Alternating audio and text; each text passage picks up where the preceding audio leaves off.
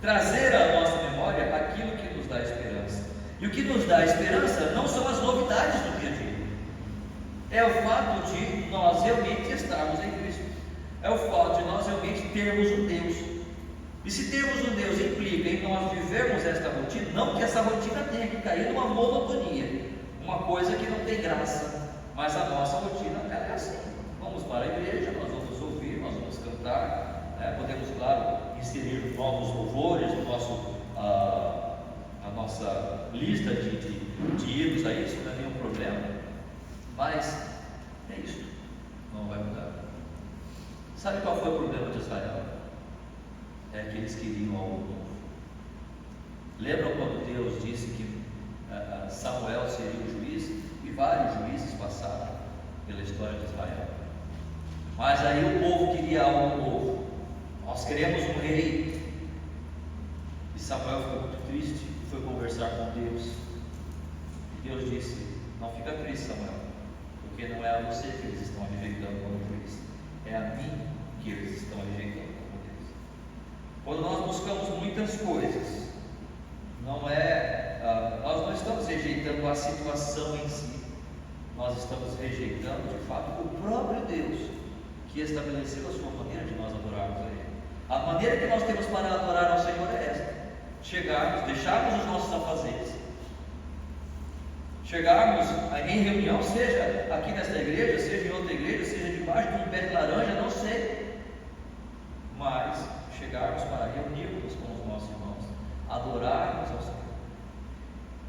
E sabe, e eu pensei muitas vezes, o problema daquele irmão que eu citei, o problema não está na liturgia, o problema não está exatamente, como eu disse, nós não possamos fazer algo para melhorar, mas o problema não está especificamente na liturgia, no modus operandi da coisa, está aqui, o meu desejo de louvar o Senhor. Se nós olharmos, irmãos, para a igreja primitiva, quais eram os recursos que aqueles irmãos tinham? Quais eram os recursos didáticos, metodológicos, musicais, aparatos de acústica, de áudio, de vídeo que eles tinham para adorar o Senhor? Nós temos projetores, temos microfone, temos um violão lá, imagina que eles tinham os instrumentos musicais, mas eu acho que as cadeiras não eram tão confortáveis quanto essas. Eram uns pedaços de toco, rachado, e eles sentavam ali e adoravam ao Senhor. Porque o problema não está no modo, o problema não está na ar-condicionado. O problema está no meu coração, no meu desejo em adorar o Senhor. E quando fugimos disso, nós vamos ter problemas. Nós queremos agradecer a Deus pela presença do casal Carlos e Matilde. Estivemos conversando essa semana e eles convidei-os para chegarem, agraciaram-nos com a sua presença. Espero que sempre possam vir, sempre desejarem, as portas estarão abertas. Amém? Que Deus abençoe. Mais algum visitante? Não, todos já são de casa. Oremos pelo irmão Pedro e família, eles continuam com o problema do carro. Não sabe, no ano passado eles estavam vindo, mas o carro deu problema de novo no motor. Foi cabeçote, eu falei com ele essa semana, foi problema de cabeçote. Quando é cabeçote, geralmente tem que levar para retífica de novo. Eles tinham recém-saído, recém-retificado o motor, mas não sei por que alguma coisa aconteceu, deu problema do cabeçote. Imaginamos que seja realmente um problema do carro e não deu para arrumar nessa semana, então tem que passar mais uma semana talvez aí. Então oremos por isso, para que eles logo possam resolver essa questão e possam estar. Não somente a questão do carro, mas em especial também a saúde do irmão Pedro. Ele está esperando a cirurgia para operar uma hérnia. Então, sabemos que tudo isso vai afetando a família ali, ele, a irmã Rosa, o Paulo, o Cauã também. Oramos por essa família também. Ok? Muito bem, irmãos. Jeremias capítulo 18. Esse texto é um texto que eu separei.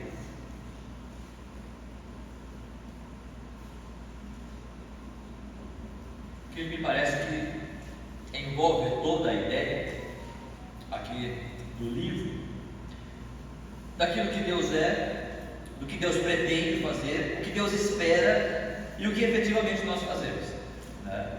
Mas vamos ler Jeremias 18, do verso 1 ao verso 12.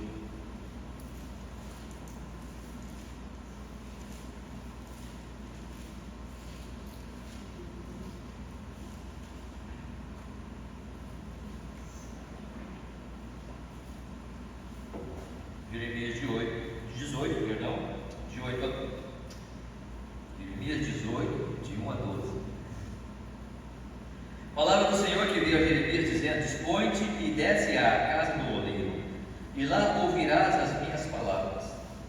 Desci à casa do oleiro, e eis que ele estava entregue à sua obra sobre as rodas.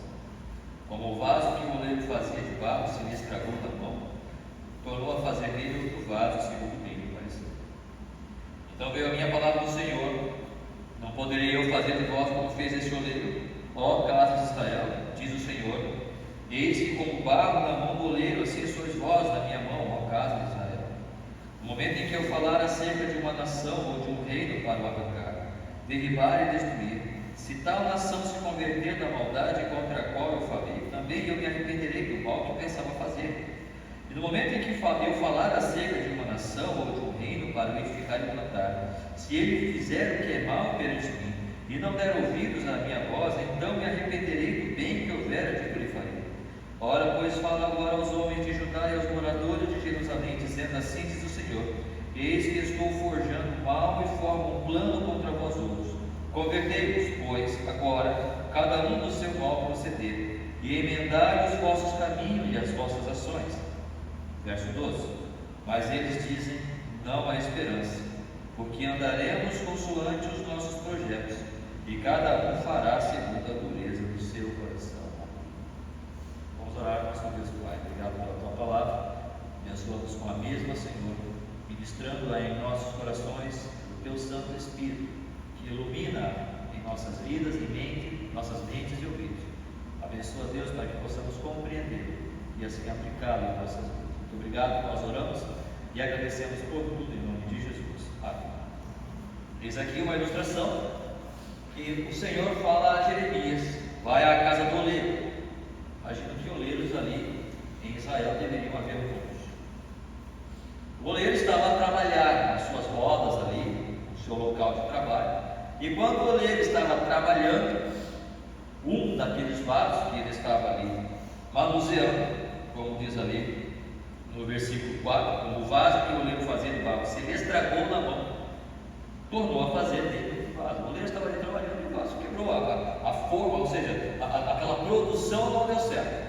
Alguma coisa deu errado, tal, não sei, a mistura do barro, a velocidade da roda, não sei. Alguém chamou o oleiro, o celular despertou, uma notificação ali, né, o oleiro, né, e aí quebrou o vaso.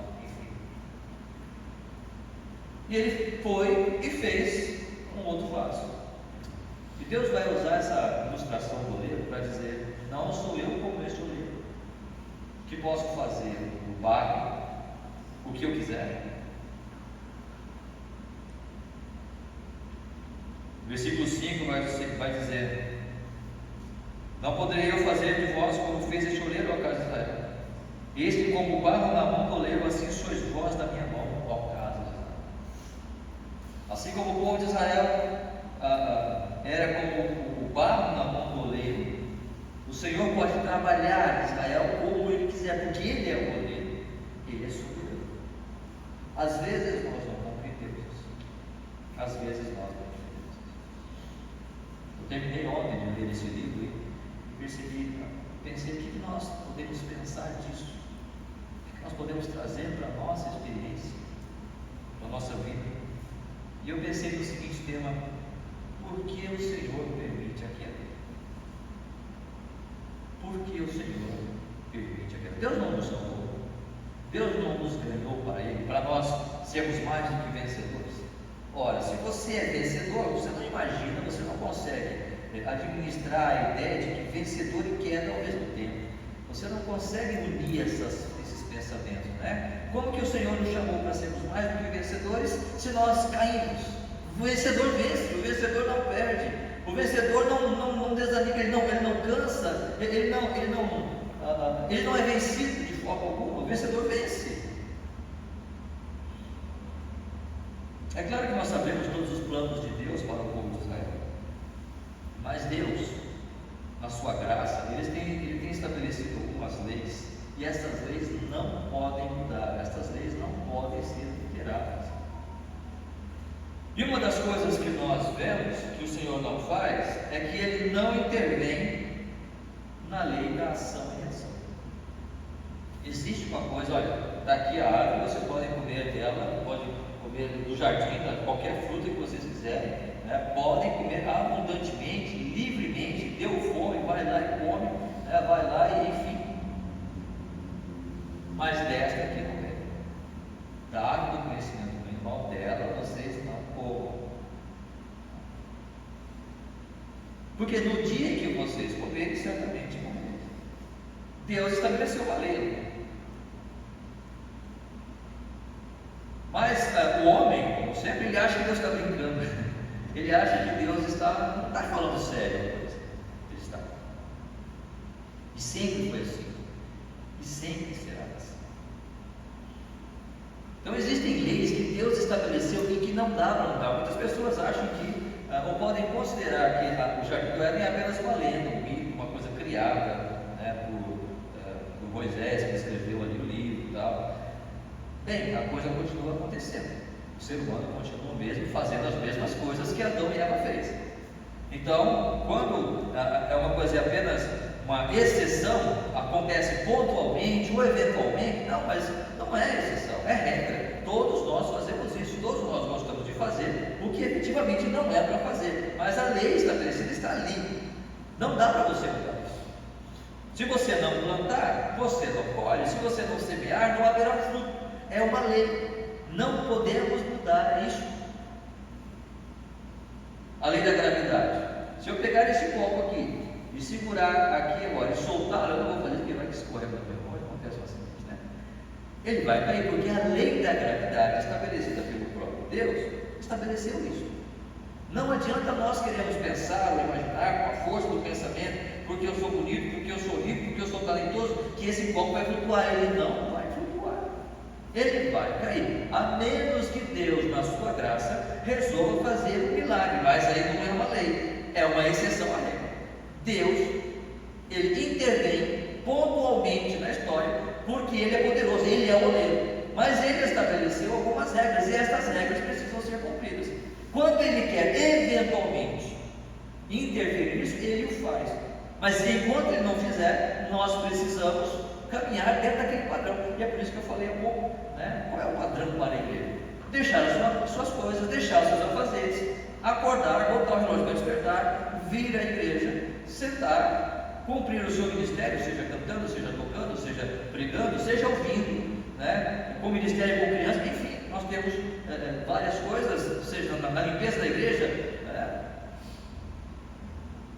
várias coisas que nós precisamos fazer, que nós podemos pensar que, poxa, mas eu já cansei disso. Mas não foi para isso que Deus nos chamou, não foi para isso que Deus nos chamou. Uma hora Deus vai fazer algo novo, Deus vai fazer alguma coisa especial, e nós vamos nos alegrar por isso. Mas até que isso aconteça, nós precisamos seguir a lei natural das coisas. O problema é que nós sempre queremos mudar isso, né?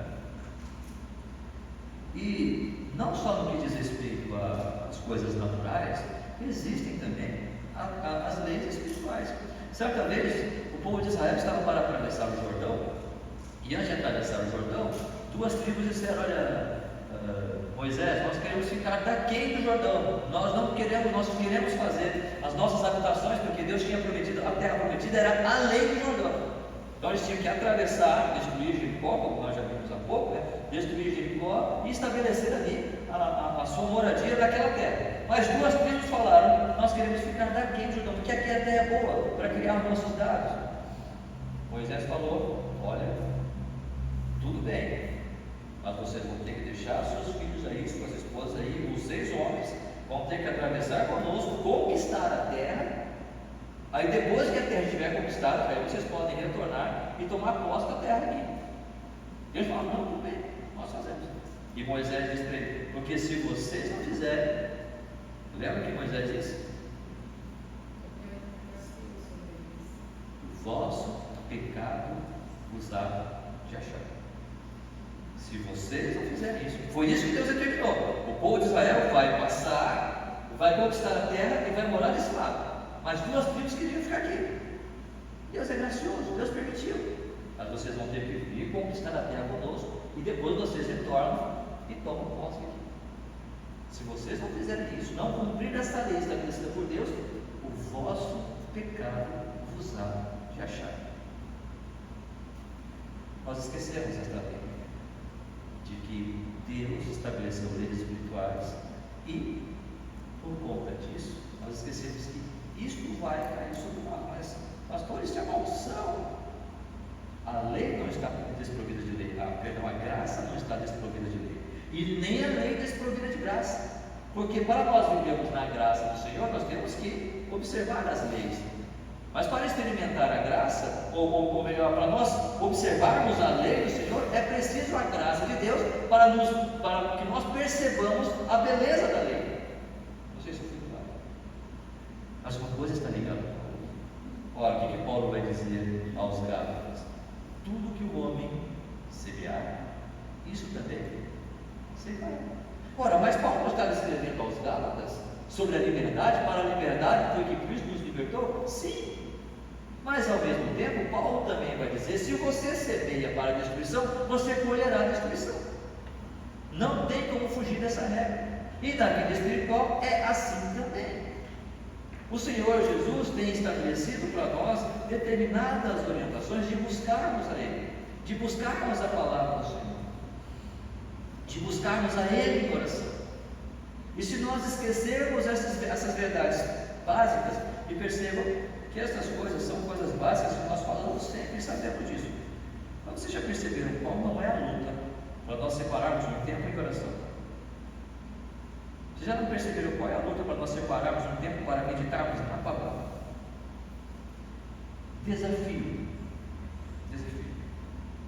Nesse mês, separe um tempo de meia hora do seu dia, não é muito tempo, tá? Meia hora, 15 minutos, para leitura de um capítulo da Bíblia e um momento de oração baseado naquilo que você acabou de ler. Você vai encontrar lutas internas, pessoais, alguém vai chegar na hora, aquela programação legal, o jogo do Corinthians vai ser bem na hora.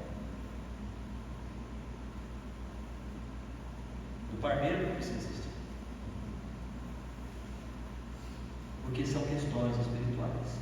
Estamos lutando contra coisas espirituais. A coisa, e esta coisa então começa aqui na nossa mente. Lembra de Adão e Eva? Quando Satanás tentou ela, tentou o quê? A mente dela. Foi lá e foi isso que Deus disse, colocou dúvida. Foi isso que Deus disse. E aí começa. Nós começamos esta luta, esta guerra. E aí isso tudo encontra com as nossas fraquezas e debilidades, para que nós possamos não cumprir a lei que o Senhor estabeleceu, porque esta lei é a própria manifestação da graça de Deus a nós. Portanto, a lei não está desprovida de graça e nem a graça desprovida de lei. E qual era o problema aqui? Qual era o problema do povo de Israel? Jeremias capítulo 2.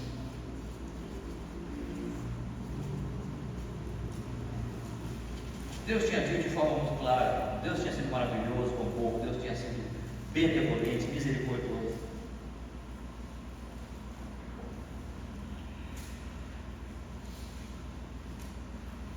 Jeremias capítulo 2, versos 5, 6, 7, 8, 20 e 35. Jeremias 2, verso 5 diz assim: assim diz o Senhor: que injustiça acharam vossos pais em mim, para de mim se afastarem, indo após a nulidade dos ídolos e se tornando nulos eles mesmos. Verso 6: e sem perguntarem: onde está o Senhor que nos fez subir da terra do Egito, que nos guiou através do deserto, por uma terra de ermos e de covas, por uma terra de sequidão e sombra de morte, por uma terra em que ninguém transitava e na qual não morava homem algum. Verso 8: os sacerdotes não disseram: onde está o Senhor?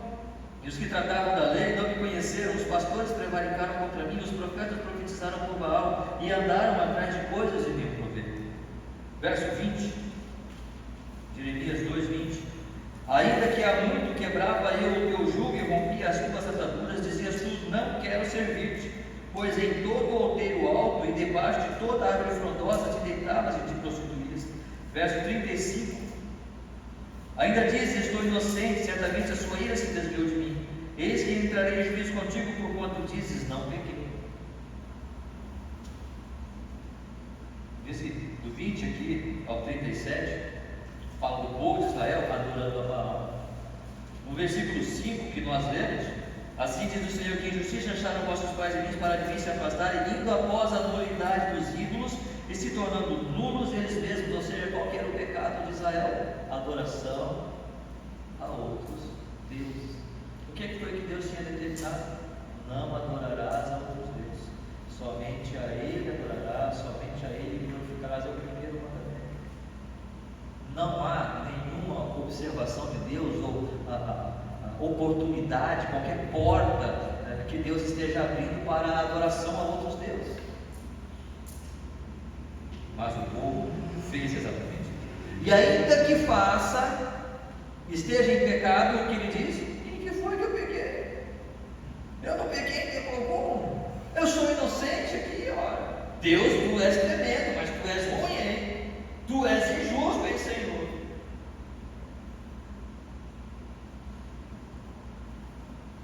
Existem leis que o Senhor tem estabelecido para nós. Eu não quero pintar Deus como um Deus carrasco, pois não é esta a realidade. Deus é gracioso, porque se ele fosse carrasco, ele faria conosco como fez com Ananias e Safira, né? Mas ele não faz. Ele assim permite, na sua graça, que nós vivamos e experimentemos bênção sobre bênção. Mas há uma lei: tudo que o homem plantar, isso também se fará. Nós não podemos brincar com esta coisa, porque no momento em que brincarmos com isso, o Senhor trará a sua justiça à luz. E Ele punirá aqueles que, com o coração puro, estão rejeitando. Portanto, Ele não vai intervir nisso. Ele não vai dizer: olha, vocês podem fazer, né? E eu vou mudar a coisa. Não. Se Deus estabeleceu que isto é pecado e que o pecado traz as suas consequências, isto vai acontecer. Em Romanos, Paulo vai dizer: porque o salário do pecado é... Não tem como mudar isso. Isto não vai mudar. O homem quer mudar. O homem quer viver em pecado. Nós, com o nosso coração, desejamos o pecado, achando que lá na frente vai dar tudo certo. Não vai. O salário do pecado é a morte. O vosso pecado nos há de achar. E quando ele achar, vai ser triste, vai ser ruim, vai ser duro. Isto é uma lei. E não tem como fugir. Mas por que então Deus permite a queda? Primeiro, porque Ele não intervém nessas leis. São leis que Ele estabeleceu e Ele não vai intervir nisso. E segundo, Ele vai permitir que esta queda nos leve a Ele. Ele vai usar muitas vezes esses momentos difíceis nas nossas vidas para nos levar a Ele, para que nós nos acheguemos a Ele, porque a reação natural do ser humano, a nossa reação natural, Mona Gil leu no início, lá em Efésios capítulo 2, vamos reler ali rapidamente, Efésios capítulo 2. Esta é a condição natural do homem, irmãos, não tem como fugir disso. Efésios 2. Esse é um dos textos mais maravilhosos da palavra do Senhor, porque mostra a nossa realidade.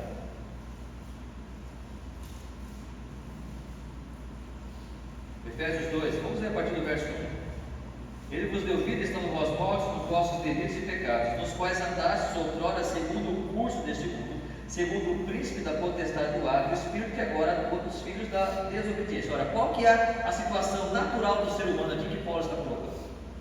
Qual é a condição natural aqui?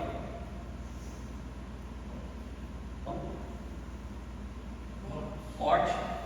Ele vos deu vida, estando vós natural, eu quero dizer, no sentido espiritual, né? Esta é a condição, a situação em que o ser humano está morto. Espiritualmente, ele está morto.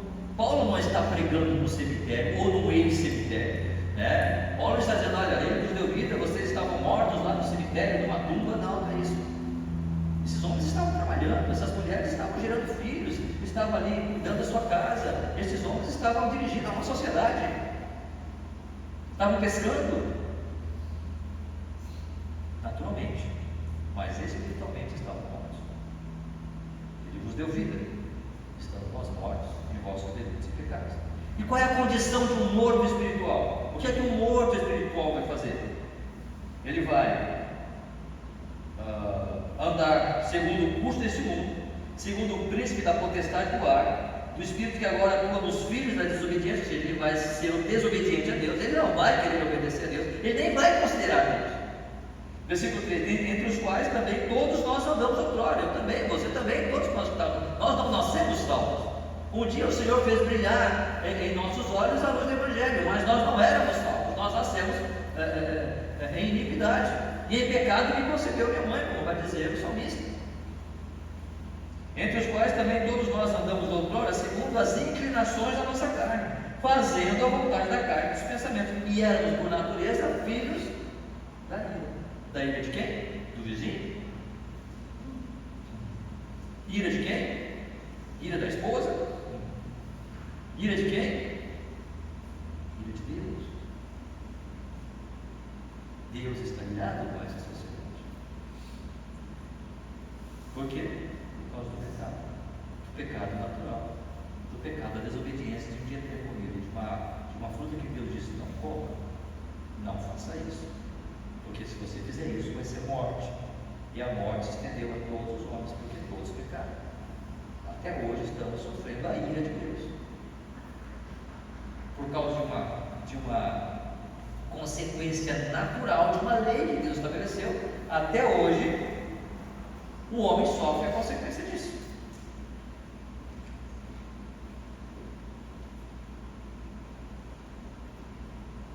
Portanto, 1 Coríntios, acho que nós lemos isso semana passada, esse texto, né? Nós vamos ler novamente. 1 Coríntios 2,14 vai dizer o quê? Ora, 1 Coríntios capítulo 2, versículo 14. Ora, o homem natural não aceita as coisas do Espírito de Deus, porque lhes são loucura, e não pode entendê-las, porque elas se discernem espiritualmente. O homem natural não entende e não aceita as coisas do Espírito, porque elas são loucura. Qualquer pessoa que olha para a palavra do Senhor, que olha para o plano de salvação de Deus, ele vai dizer: isso é loucura. O homem que morreu há mais de 2000 anos, você tem que crer nele, que ele morreu, você tem que crer que ele ressuscitou, e ele agora está à destra de Deus ali, e você precisa crer nisso para poder ser salvo. Isso é loucura. O que é mais fácil eu crer? Que eu posso ser uma boa pessoa, que eu posso pagar minhas contas em dias, que eu não vou fumar, não vou beber, vou fazer coisas boas, e aí Deus vai me aceitar. É isso. Porque o homem natural não aceita a graça de Deus revelada em seu Filho Jesus. O homem natural não entende isso, não aceita isso, porque esta é a reação natural. Mas quando estas consequências vêm, o que acontece? Lembra daquele: quando a vida está mais calma, sem nada preocupar, retiro meu olhar de ti e esqueço-me de orar. Mas quando negras nuvens vêm me ameaçar, ansioso elevo a voz a ti, e ouves meu clamar, preciso do Senhor. Quando a vida está calma, nós tiramos os nossos olhos do Senhor. Mas quando negras nuvens vêm, ansioso nós elevamos nossos pensamentos a Deus e buscamos as sua graça. E Ele ouve o nosso clamor.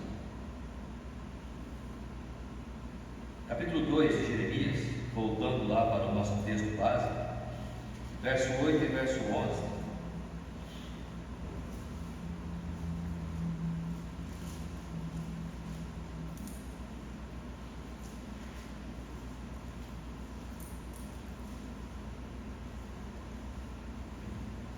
Jeremias 2, verso 8. Os sacerdotes não disseram: onde está o Senhor? E os que tratavam da lei não me conheceram. Os pastores prevaricaram contra mim, os profetas profetizaram por mal e andaram atrás de coisas e nenhum proveito. Ou seja, nós estamos vivendo e não estamos buscando ao Senhor, estamos fazendo o que nosso coração deseja fazer. E no versículo 11 ele vai dizer: houve alguma nação que trocasse os seus deuses postos que não eram deuses? Todavia o meu povo trocou a sua glória por aquilo que é de nenhum proveito. É isso que comumente nós fazemos. Mas sabe, irmãos, o Senhor vai dizer no capítulo 18, Jeremias 18.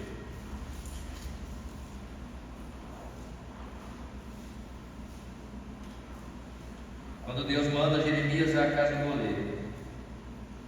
E no versículo 8 ele vai dizer: se a tal nação se converter da maldade contra a qual eu falei, também eu me arrependerei do mal que pensava fazer. Verso 11. Ora, pois fala agora aos homens de Judá e aos moradores de Jerusalém, dizendo assim diz o Senhor: eis que estou forjando mal e formo um plano contra vós outros. Convertei-vos, pois, agora cada um no seu mau proceder, e emendai os vossos caminhos e as vossas ações. O Senhor está dizendo: olha, converta-se do seu mau caminho, converta-se daquilo que você está fazendo, deixe isso, largue isso, não continue, não teime em fazer. O problema é que no versículo 12 vai dizer: mas não tem mais salvação, não há mais esperança, porque andaremos consoante os nossos projetos, e cada um fará segundo a dureza do seu coração. Mas o Senhor está avisando: não faça isso, converta-se, deixe o seu mau caminho, deixe essa ação, deixe esse pensamento, pare de pensar nisso como o critério mais importante para a sua vida, mas coloque a Deus em primeiro lugar, coloque Ele em primeiro lugar, busque Ele. O Senhor permite a queda para que nós busquemos a Ele, para que nós nos convertamos do mal que estamos fazendo, para buscarmos a Ele e tão somente a Ele. Deixarmos como os pastores que esqueceram de Deus, como os pastores que rejeitaram a Deus. Às vezes Deus está dizendo: convertam-se, mudem a atitude. Portanto, Deus permite a queda, porque Ele não intervém nas leis que Ele mesmo estabeleceu, seja nas leis naturais ou nas leis espirituais. Ele permite a queda, irmãos, para nos levar a Ele, para que nós possamos, mesmo que através do sofrimento e da queda, nós possamos buscar a Ele. E Ele permite a queda para aprendermos a confiar. Nós temos falado sobre fé durante várias semanas. Ali no capítulo 11 de Hebreus nós falamos sobre fé, que a semana passada falamos um pouco mais também no livro ali de João, ou de Lucas, perdão. E é necessário que nós aprendamos a confiar no Senhor, depositar a nossa fé nele. Certa vez, Deus, o Senhor Jesus Cristo, estava pregando à população, ao povo, e acabou como? Vocês se lembram, se recordam com certeza desse fato, desse momento. E ali, então, Mateus capítulo 14, verso 16,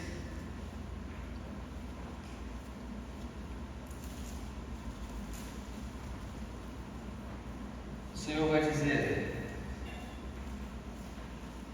Jesus, porém, lhes disse: não precisam retirar-se, dai-lhes vós mesmos de comer. Não precisam retirar-se, dai-lhes vós mesmos de comer. O povo estava ali, já estava com fome, ouvindo a preleção de Cristo, e os discípulos chegam: Senhor, acabou a comida. E Jesus disse: dê vocês mesmos de comer. Como assim? Já pararam para pensar nisso? O Senhor Jesus manda que os discípulos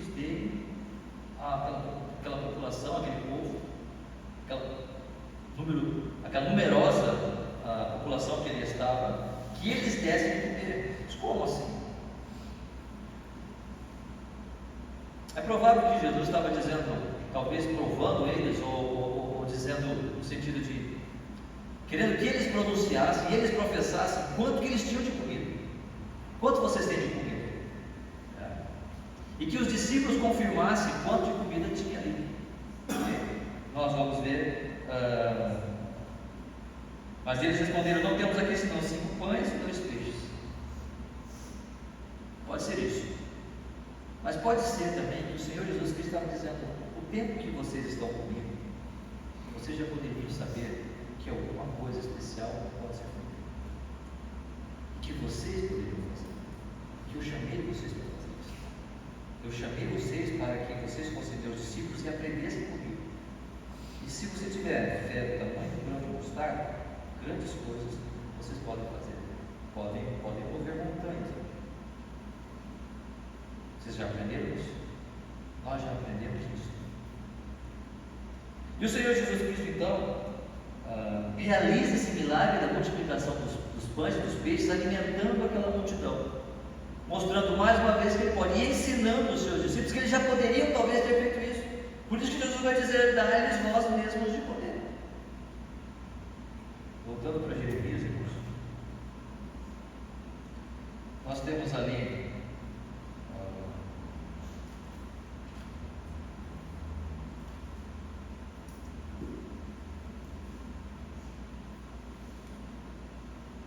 capítulo 33 de Jeremias.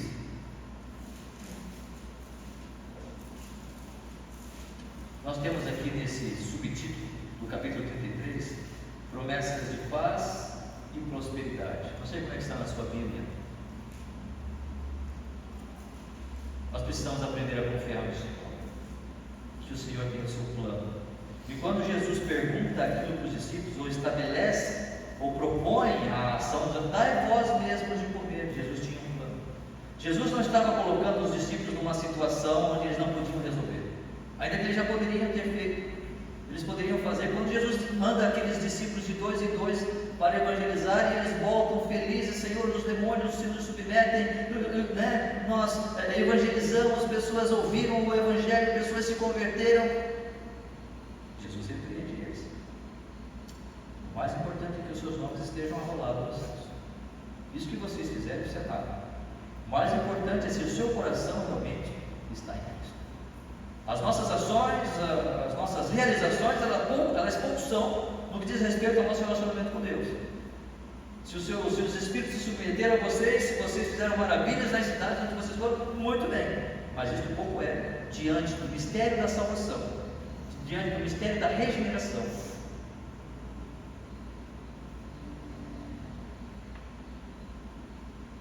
Olha o que Jeremias vai falar em Jeremias capítulo 33, versículo 3.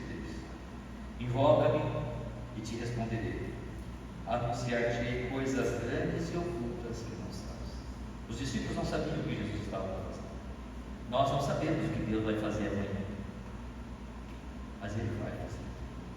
Nós não temos ideia de qual é o propósito dele para as coisas que acontecem conosco, mas Ele vai fazer. Sabe para quê? Para que nós aprendamos a confiar nele. Os discípulos aprenderam a confiar em Jesus, que o fermento nada é, que o pão nada é, que o peixe nada é. Ele é criador de todas as coisas. Ele poderia multiplicar e sustentar aquelas 5.000 pessoas como Ele quisesse. Se Ele quisesse sustentar 10.000, Ele faria. Se Ele quisesse alimentar 20.000, Ele faria. 50.000, Ele faria. Todas as coisas foram criadas por Ele, e sem Ele nada do que foi feito se fez. Ele estava no início, na criação. Jesus é Senhor, Jesus é Deus.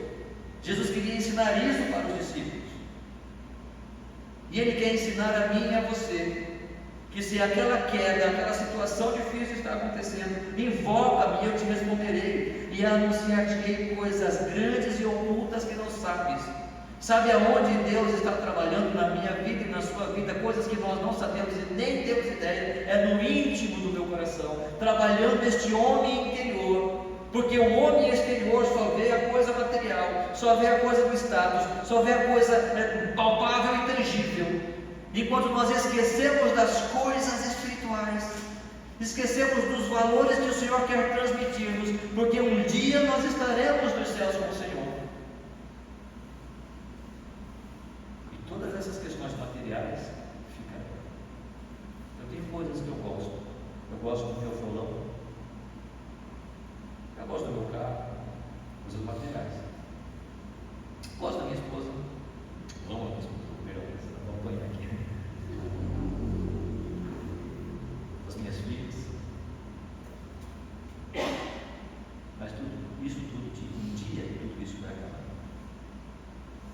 que é mais precioso para mim, se não está com Cristo? E o Senhor está trabalhando no meu coração isso. Eu vou anunciar a você coisas grandes e maravilhosas que não sabe, através das quedas, através das lutas, através das derrotas, através das lágrimas. Nós vamos aprender coisas que nós não sabemos. Nós vamos estar aprendendo do Senhor mesmo, o nosso mestre por excelência, aquelas coisas que nós nem imaginávamos, aquelas capacidades que nós nem imaginávamos que tínhamos, aquelas verdades que nós nem imaginávamos que existiam, aquela esperança que nem nós sabíamos que poderíamos ter, aqueles sentimentos que nós jamais cogitaríamos. Amar o meu inimigo, por exemplo, como o Senhor Jesus ensinou. É fácil isso? Claro que não. Mas o Senhor está trabalhando em nós para fazermos isso, para aprendermos isso. Versículos 3 ali que nós lemos, né? Versículo 6: Eis que trarei a ela saúde e cura, e os sararei, e lhes revelarei a abundância de paz e segurança. Olha o que o Senhor está fazendo. Agora está prometendo a restauração do povo de Israel. Por quê? Por causa da queda. Depois da queda, eu vou trazer todas essas bênçãos. Verso 11: A voz de júbilo, de alegria, a voz de noivo, a voz dos que cantam, rendem graças ao Senhor dos Exércitos, porque Ele é bom, porque a sua misericórdia dura para sempre. E dos que trazem ofertas de ações de graças à casa do Senhor, porque restaurarei a sorte da terra como no princípio, diz o Senhor. Verso 12: Assim diz o Senhor dos Exércitos: ainda nesse lugar que está deserto, sem homens e sem animais, e em todas as suas cidades que foram destruídas pela Babilônia, haverá morada de pastores que façam repousar os seus rebanhos. Verso 13: nas cidades da região montanhosa, nas cidades das planícies, nas cidades do sul, na terra de Benjamim e nos contornos de Jerusalém, nas cidades de Judá ainda, passarão os rebanhos pelas mãos de quem os conte, diz o Senhor. Sabe qual é o problema, irmãos? O problema não é que nós não entendemos que Deus está no controle. O problema é que não é que nós não sabemos que Deus está no controle. A gente sabe. A história já mostra isso. A minha história, a sua história, a história da igreja mostra isso. Sabe qual é o problema? O problema não é que nós não entendemos. O problema é que nós não aceitamos que Deus está no controle. Eu quero estar no controle. Eu quero estar no controle da igreja. Triste isso, né? Não é que eu não entendo isso, é que eu não aceito isso. E eu quero estar no controle da minha família. E eu não entendo, não aceito o fato de que não sou eu que vou controlar a minha família, mas é Deus. Ainda que eu tenha minhas responsabilidades como pai, como esposo, e cada um aqui também sabe a sua responsabilidade como pai, como esposo, como mãe, como esposa, como filho. Mas apesar disso tudo, é Deus que está lá. E não é que nós não entendemos isso, nós simplesmente não aceitamos isso. Já falei isso, mas o seu Chet, antes de falecer, ele disse: não se preocupe, não se preocupe, tudo vai dar certo. Eu já li a Bíblia de Gênesis a Apocalipse, tudo vai dar certo. Lá no final, tudo vai dar certo. Ou seja, lá em Apocalipse mostra que o Senhor será glorificado, e aqueles que estão nele o glorificarão e vencerão definitivamente. Porque é para isso que Deus permite aquilo, para que nós confiemos nele e lhe demos glória. Versículo 10, para nós terminarmos, versículo 9, para nós terminarmos aqui. Jerusalém me servirá por nome, por louvor e glória. Deus permite a queda para que nós aprendamos a confiar nele e lhe darmos glória, para que a nossa vida seja uma vida pautada no objetivo de glorificarmos ao nosso Deus eternamente. Irmãos, que esse seja o meu desejo para mim, para minha família, para esta igreja. Que o seu desejo seja este também, glorificarmos ao Senhor. E que aprendamos isso. E que seja até mesmo pelas quedas, pelas frustrações, pelas lutas, pelas lágrimas, pelas perdas, mas que nós aprendamos a confiar nisso. Se não fossem essas quedas, se não fossem as lágrimas, provavelmente eu não estaria você não estaria. Nós não estaríamos buscando a Deus. Provavelmente o povo de Israel não seria hoje um povo que, apesar de tudo, é um povo que não aceita a idolatria. É um povo duro. Mas uma coisa, o povo de Israel foi curado da idolatria. É um povo que não adora mais Baal, não adora mais qualquer outro Deus. Eles talvez não tenham, com certeza, eles não têm a noção do Senhor Jesus como Messias. Mas eles não adoram qualquer outra coisa, senão a Jeová. E eles aguardam o Messias, porque pela dureza do coração deles, eles não entenderam que o Messias já veio. Mas ainda assim, não há o pecado da idolatria, porque eles foram curados disso. E quando vier o anticristo, que eles vão admitir como sendo Messias, e ele pedir adoração, aí eles vão ser declarados. E por isso serão perseguidos na guerra do Armagedon, porque eles definitivamente foram curados da idolatria, porque esse foi o pecado que levou o povo a pecar contra Deus, e levou o povo à queda, e ser subjugado pela Babilônia, levado cativo, e lá morar durante 70 anos, para ser curados desse mal. Graças a Deus que nós não praticamos esse mal, né, irmãos? E o dinheiro, e a posição, e a família, e o status, não são coisas que nós adoramos acima do Senhor. Não perguntamos isso. O Senhor nos chamou para a sua honra e para a sua honra, e pela sua graça Ele nos dá coisas, nos dá a nossa família, nos dá saúde, nos dá bens, nos dá um trabalho, uma profissão, para que todas estas coisas sejam para a glória dele, que nós façamos isso em Cristo Jesus. Amém? Vamos levantar, irmãos. Vamos orar ao Senhor. Nosso Deus, nosso Pai, muito obrigado pelo tempo que o Senhor nos dá aqui. Trabalha com a tua palavra em nossos corações. Fala conosco, Senhor, nos ensina, nos guarda. E para que nós possamos realmente aprender de Ti nessa semana, através do trabalho, das durezas do dia a dia, nesse calor escaldante, ó Pai, que estamos vivenciando. Mas tudo isso são profecias se cumprindo. A tua palavra nos diz que a natureza geme, guardando a redenção. Vivemos isso de forma muito clara, muito visível, patente aos nossos olhos. Isso de certa forma nos traz alegria, porque vemos a tua palavra efetivamente se concretizando e mostrando que ela é real e digna de confiança. Mas apesar de tudo isso, ó Pai, vivemos tempos em que precisamos aprender a confiar no Senhor.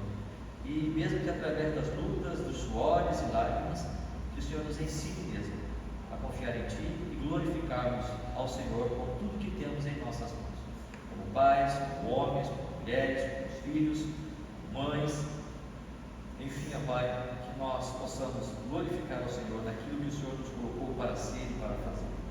Portanto, nós te agradecemos pelas bênçãos dadas a nós, por esta igreja, por cada irmão que aqui está, por cada família, aqueles que também não puderam chegar.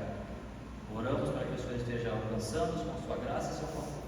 E assim, ó Pai, sejamos um povo que esteja realmente fazendo a diferença aqui nesse lugar, nesse bairro, nessa cidade. Abençoa a nossa semana, abençoe o almoço logo mais, santifica, ó Deus, o nosso alimento, o tempo que vamos ter, que em tudo o Senhor seja glorificado. E a nossa semana, ó Deus, o Senhor esteja abençoando-nos também, com a tua graça e a tua proteção, cada um no seu trabalho, nos seus afazeres e nos seus desafios, para que tudo que façamos seja para a tua honra e para a tua glória. Nós oramos, agradecemos em nome de Cristo Jesus. Amém. Bom dia a todos. Quero ser um vaso.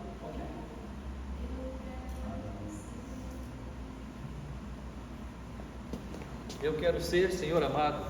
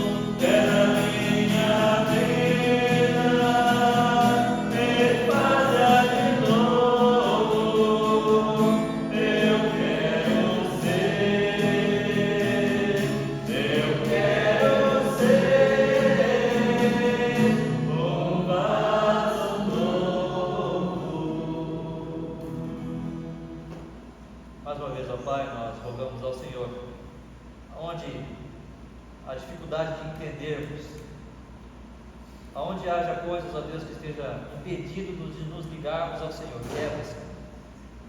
Quebra e faz de novo, para que possamos ser de fato um vaso novo, um vaso usado por Ti, feito por Ti, para a Tua honra e para a Tua glória, como Tu queres, pois Tu és Deus soberano e eterno, e a Ti nós damos honra e glória nesse momento. Muito obrigado por tudo, nós oramos e agradecemos em nome de Jesus Cristo. Amém. Mais uma vez, um bom dia, que Deus nos abençoe neste dia e nesta semana. Nosso curso está encerrado.